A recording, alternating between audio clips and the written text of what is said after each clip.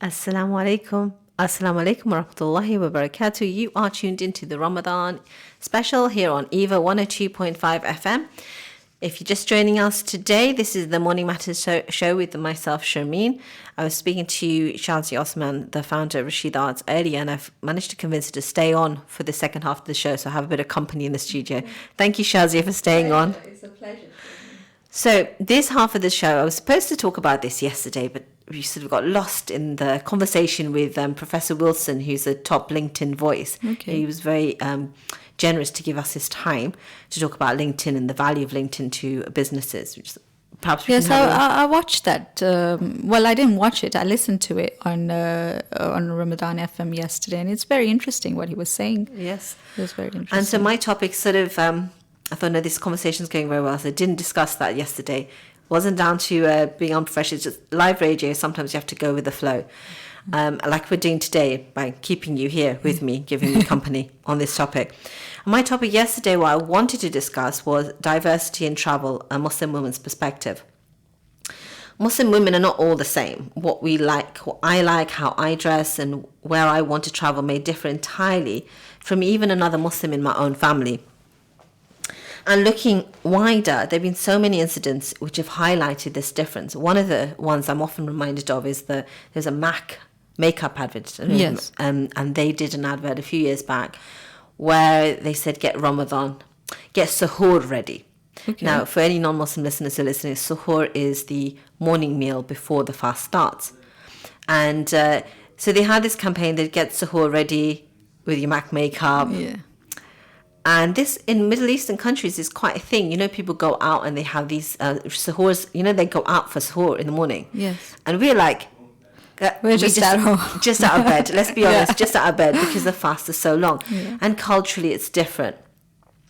So this didn't bode well for Mac because you had this went on Twitter and all these other social media platforms. What are Mac talking about? Why are you doing this kind of out?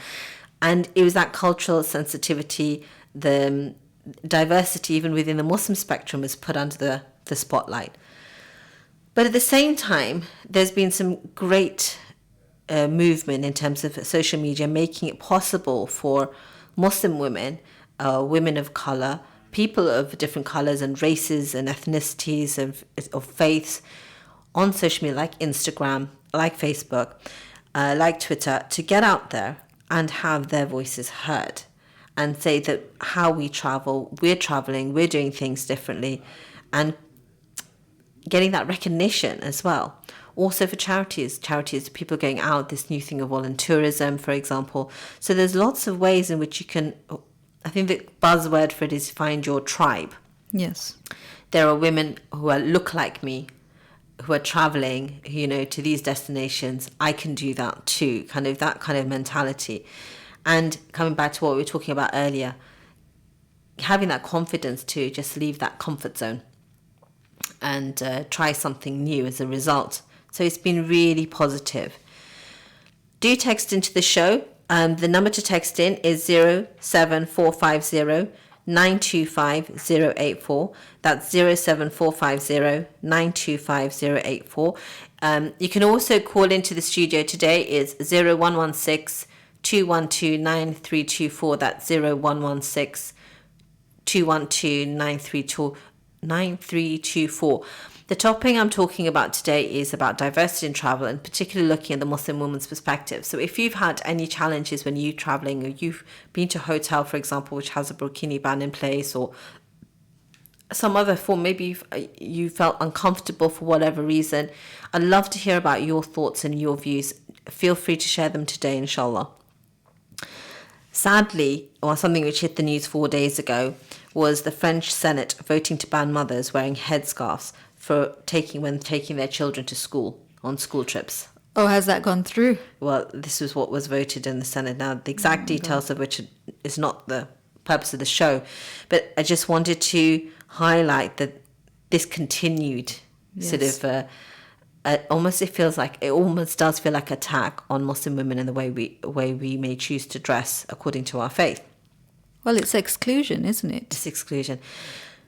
The thing is that what a lot of people probably are less aware of are the restrictions around swimwear. And I'm going to go into more into depth on this. And not only the restrictions in regards to that, but the fact that this is not limited to France. It's not limited to Europe. It is happening around the Muslim world as well. And it's not limited to public institutions, hotels, swimming pools, beaches. It's really across the board in so many ways. And as I said before, if you do want to join the conversation, please do. I'd love to hear your own experiences if you've been through them. So let me explain this word burkini. If you've not come across a burkini, you're wondering. I actually remember posting on a Facebook group, a wider Facebook group, which has got non-Muslims, and this particular person had gone to a hotel I was thinking about in Marrakesh. And so I said, oh, is the burkini allowed? And she messaged back and she said, oh, yeah, I saw lots of people in bikinis. Clearly lost, subhanAllah, what a burkini was. The burkini was first developed by a lady called Aheda Zanetti, and I'm really sorry, Aheda, if I've pronounced your name wrong. It was developed in 2004, and she did this because her niece started off as her niece doing sports, and she developed something called the hijab, a way of sort of having a sort of hijab without it being all hot and bothered, kind of, making it more flexible. And then she went on to develop the burkini, and significantly, this burkini, I mean, it opened a whole new door for Muslim women like myself.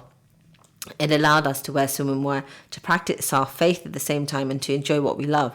But it also made history when Muslim women were then able to join the ranks of fellow Australian lifeguards. So it was pretty phenomenal thing that Aheda did, and it had massive ramifications across the world. There were real positives around this, obviously. Yes, for example, the Australian lifeguards thing. But it didn't just open the door for Muslim women. It also created a movement which said it's okay to wear something that looks different. And I think that's really important, because whether it's around a swimming pool or at the beach, there are people who are conscious about their body image. It's something we discussed last week as part of Mental Health Awareness Week. The topic there was body image, and being able to not have to wear a bikini or a bathing suit. I think this is not having to wear that, to wear something which has more coverage because you feel more comfortable. It also opened the door for people who wanted to protect themselves from the harmful UV rays of the sun and protect their skin from sun damage. This one invention that Sister Haida developed, subhanAllah, it had huge ramifications, so many different ways. It's amazing. It really is, because I think us as Muslim women, we've always had the leggings and t-shirt kind of attitude, yes, the attitude to swimming, and that just opened a whole new level of. And I think it's also the fashion side of it is really great, because there's so much opportunity there as well. Yes, and that's taken a whole new level on Instagram with all these young. Different types of bikinis available. Whole new market there. But the sad part is, sadly, as much as something good happens, it's often and sadly, the reverse happening as well. So at the same time, whilst it opened the door, sadly, people are beginning to shut the door on this.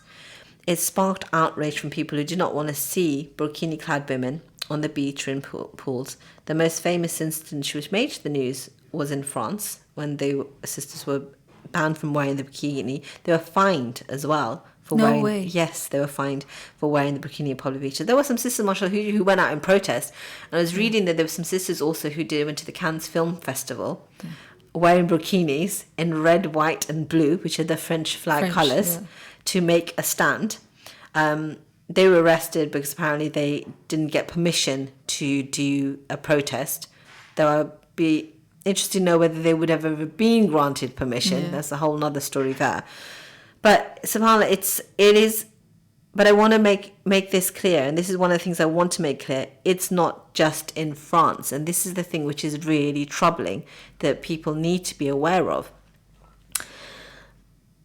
And I'll go back to my own story. A few years back, I'd booked a hotel in Morocco, and the kids were very young at that time, and I'd have to wear a bikini to be able to go into the pool for safety more than anything else. Believe me, I don't have a bikini body or a bikini body that I would want to put on show, but I generally needed to have that option so that my children could be safe in the water. Exactly. And there's a lot of misinformation. They said there's a hotel in Al Jadida which has banned this burkini. Not much more information.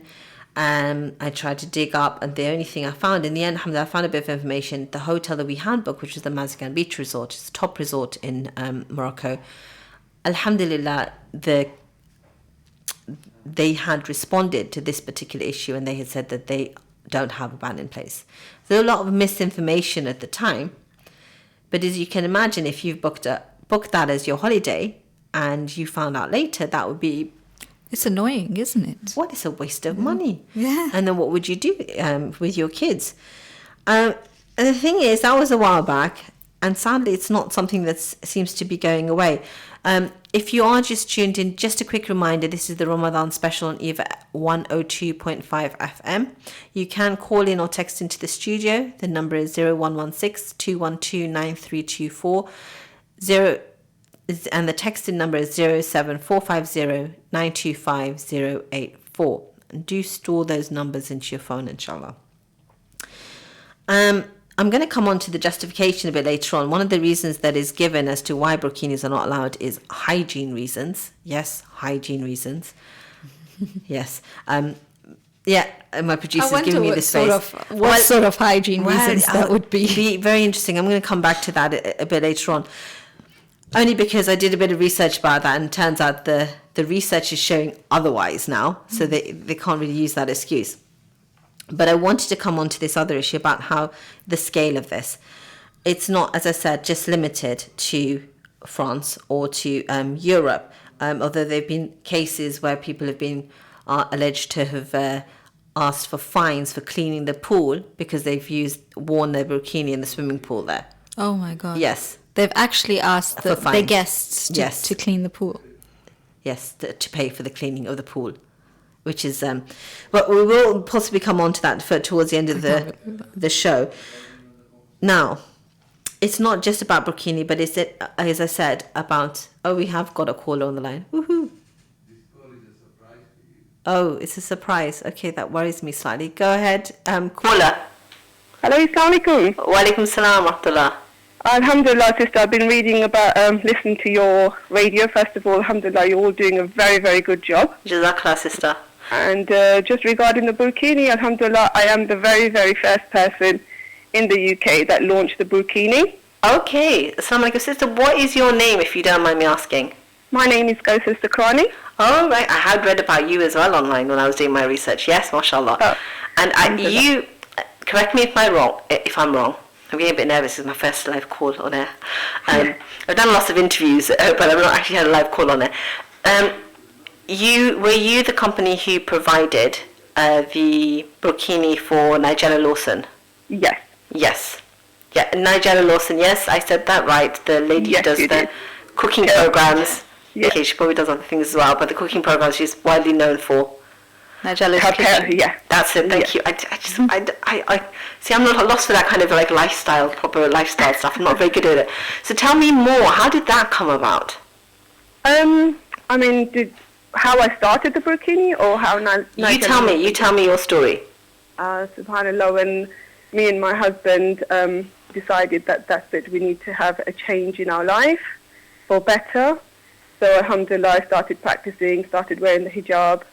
We used to go on our regular holidays, beach holidays and that, and I tried to make do with leggings and T-shirts, and my children were very heavily into swimming, sports. I think most children are. Yeah. So alhamdulillah, we realised, they used to enjoy themselves because they were very young. My husband would enjoy on the beach, and I'd be sitting on the side, thinking, oh, I want to be a part of this as well. I know that I'm practicing. My faith shouldn't get in the way. Yes. What can I do? So when we came back to the UK, I realised that I need to put something together. And obviously, burkini has been around for hundreds and hundreds of years. It's not that I'm the one that has actually designed this product as its own, but I've made my own. given it the version of elegant it. touch, the way it And is. that reminds me, actually, if you look back at pictures of English beaches in England, Yeah. Yeah. about 50 years ago and so forth, people were wearing very similar, sort of modest kind Modest of clothing. swimwear. Yeah, yeah. It's not, as you said, it's not a new thing. It's almost like it's been forgotten and removed in one direction, and a new direction is emerging. And this sort Yeah. of conflict that's, I feel like almost a conflict that's arisen out of that. But carry on, sister, sorry. Yeah, and then obviously I came back, I put this product together. I realized that, I need to do something for myself and for my girls that are growing up, because eventually they will want to still enjoy beach holidays. They Absolutely. will want to wear something. And I Without also- compromising their faith. Exactly, without compromising the space. And I also suffer from eczema as well. So, like I think the previous caller said, not everybody, whether it's Muslims or non-Muslims, they all don't want to be exposed all the time.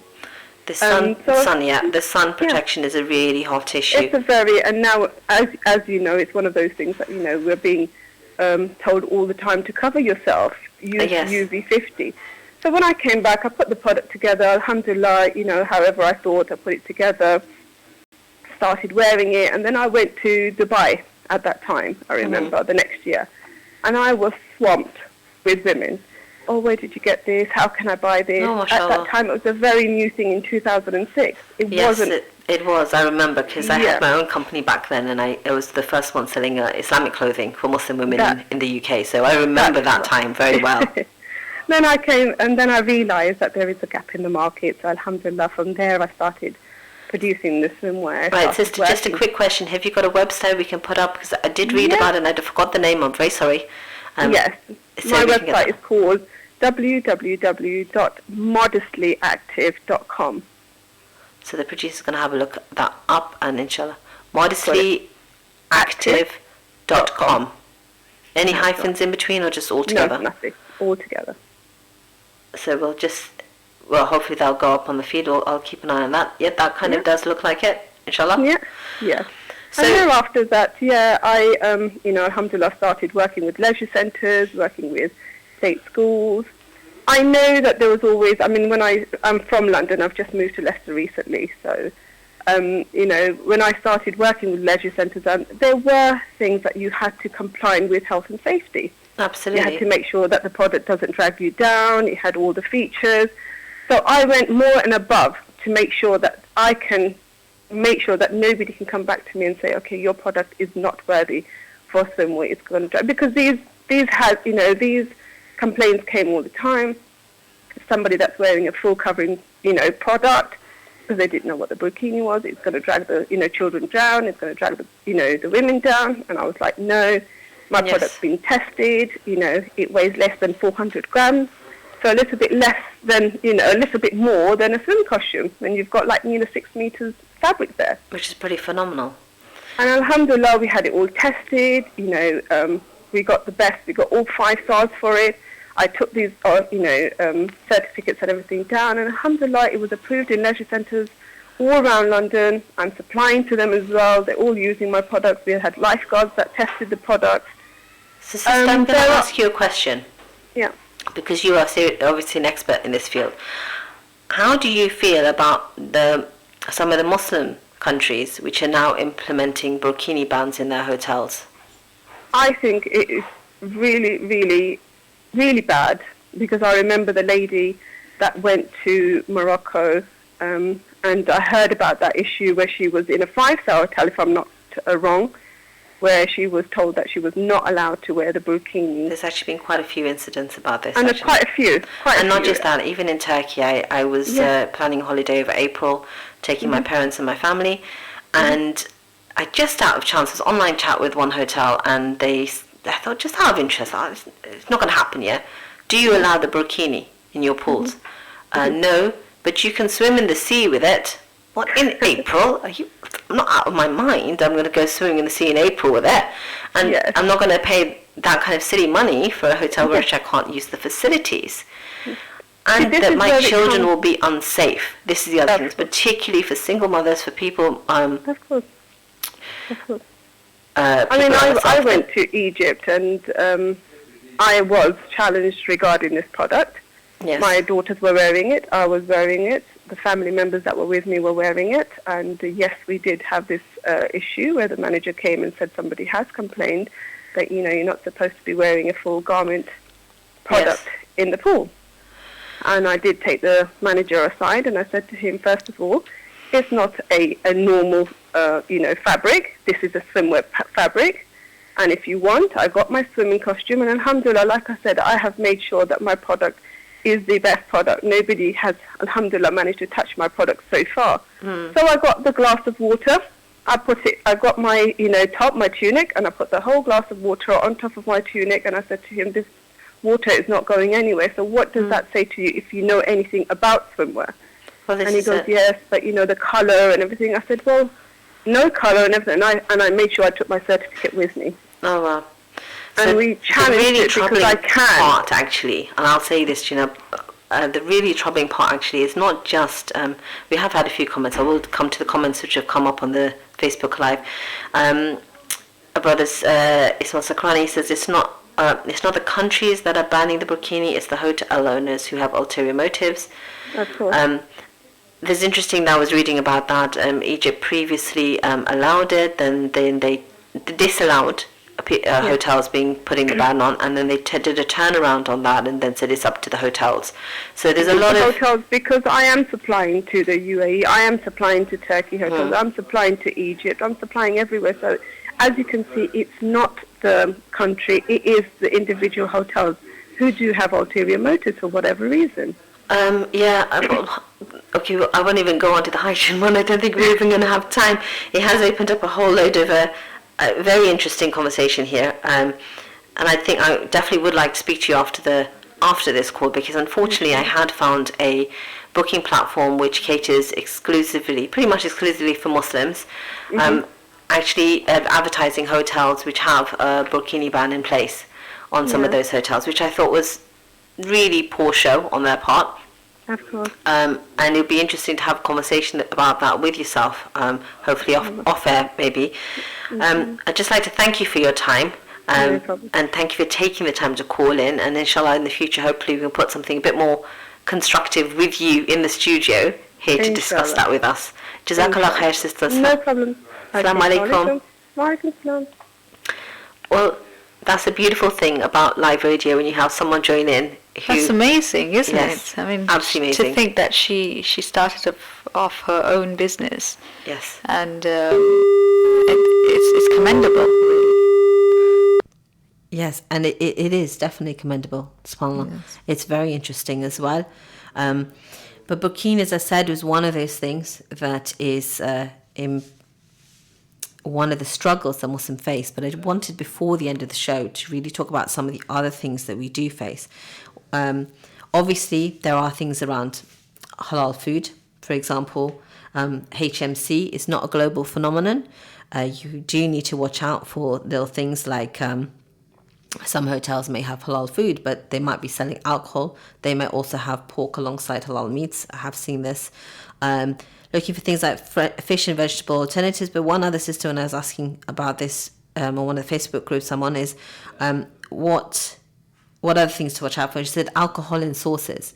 And it reminded me of our recent trip to Turkey, that there was a beautiful tiramisu cake. It looked really nice, but they had alcohol in it. But, it's fine. I think we tend to overlook that. We do. It's these small, minor details we don't necessarily sort of think about. Another top tip with regards to this is when people talking about private pools, for example, just because someone has a private pool does not mean that people can't see in.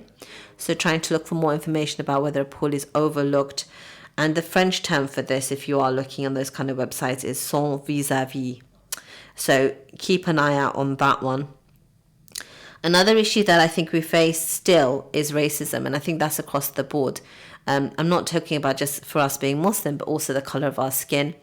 I remember a couple of years back, there was an incident which happened at Gulliver's Land in Milton Keynes, and some poor woman had her head stamped on in broad daylight, and it was a racial attack. So that's another sort of... That's a whole topic, on its own, subhanAllah. But actually, there's a lot that we do share in common, and I think that's important to note. We all share in common. Everyone loves a good deal, for example. Food poisoning being careful about around food.